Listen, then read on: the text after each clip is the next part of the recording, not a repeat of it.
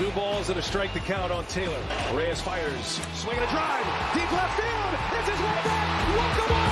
Chris Taylor.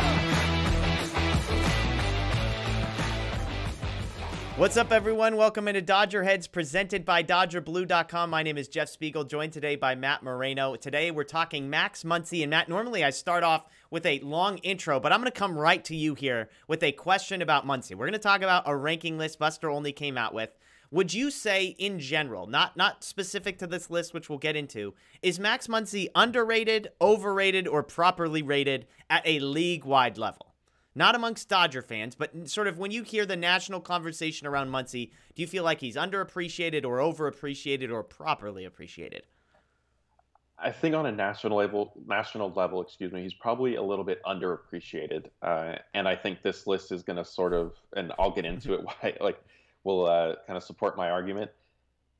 I think he obviously became an all-star. Yeah. And so that put him on the map, and what he's done over the past few years, people have taken notice, but still for him to now be ranked the 7th best first baseman heading into the 2022 season, I think is too low. Yeah. I think he's at worst top 5.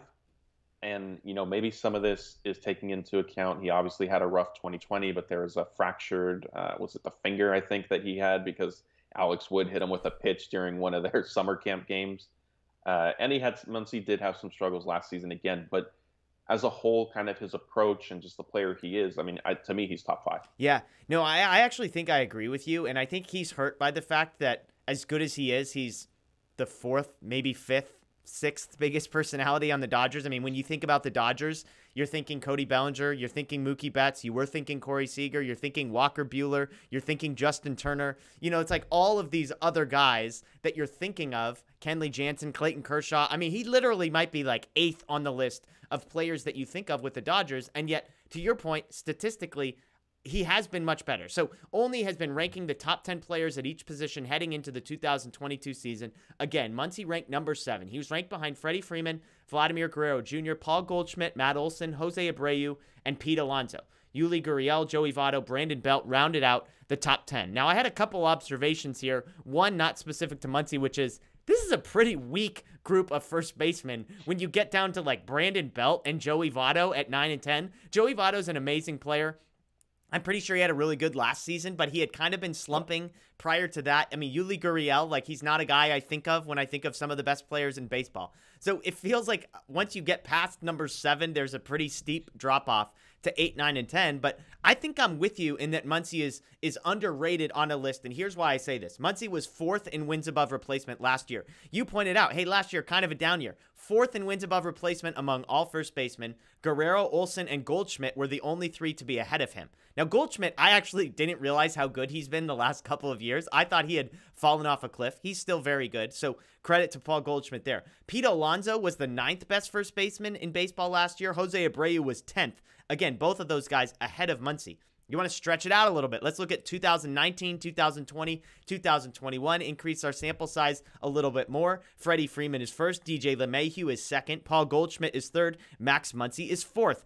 Only Alonso and Olson have more home runs than Muncy. So it's kind of like, to me, you could look at last year's numbers and Muncy is the 4th best first baseman. You could look at the last 3 years and he's the 4th best first baseman. No matter what you look at this, even if you want to include LeMahieu, who is not on this list, I'm guessing because he's not considered a first baseman anymore. But I just don't see a scenario where, as you said, he's not in the top 5. Freeman, of course, deserves to be ahead of him. Vladimir Guerrero Jr., sure. Paul Goldschmidt, okay. Matt Olson, okay. But besides those 4, I can't get behind Abreu or Alonso ahead of Muncy. Yeah, exactly. Those are the 2 that I would say, Muncy at worst should be, and I know these lists don't have a tie, but at worst, he should be tied with them.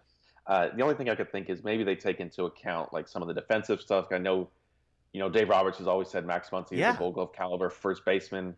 Metrics don't always kind of support that, but I think he's been good enough at first base.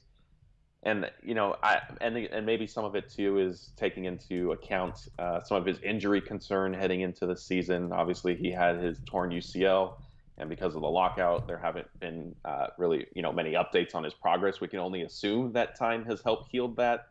But yeah, it's definitely was one of the more controversial rankings that, had a Dodgers player in terms of where they placed on it for Olney. Yeah, and I feel like I am constantly saying this guy should be higher, this guy should be higher. If you didn't see our Will Smith one, you could think. But, I mean, defensively is part of it. He was one of 3 finalists for the Gold Glove last year. Now, with Goldschmidt and Freeman on the National League. So, like, I'm not saying Gold Gloves mean anything. Let me get out in front. There have been plenty of people, Dodgers included, who have won those that they did not deserve. But, I mean, even for him to be nominated, it said Muncy led all Major League Baseball first basemen with +7 outs above average in 2021 per StatCast. So, I mean, offensively, defensively, whatever we're looking at, I just think Alonso is a much bigger brand name because of the home run derby stuff, because he's the face of a bad Mets team in general. Jose Abreu, I don't really understand at all. Like, he's not really a household name. He plays for a really bad team. So, again, there are way bigger things we could be arguing about rather than Muncy being 7th instead of 5th on a list like this. And yet, it was an interesting question for me. Is he properly rated, underrated, or overrated? Because I think he's a very, very good player. Like, you look at wins above replacement. He's just way higher on those lists every year than you seem to expect him to be. And I think it's the defense. I think it's the consistency offensively. He draws a lot of walks, which aren't sexy. It's like 250 batting average, but a really solid on-base percentage in addition to the home runs. And so, yes, he's had a couple down years, but again, statistically, he's right there in the top 4 or 5 every single year. Let us know what you think below. Is 7 appropriate for Max Muncy? Do you think he belongs in the top 5? If so, let us know where you'd put him. That's Matt Moreno. My name's Jeff Spiegel. As always, we appreciate you joining us. Check out DodgerBlue.com, DodgerBlue1958 on social media everywhere. And of course, subscribe, ring the notification bell here on YouTube as well. We'll see you next time.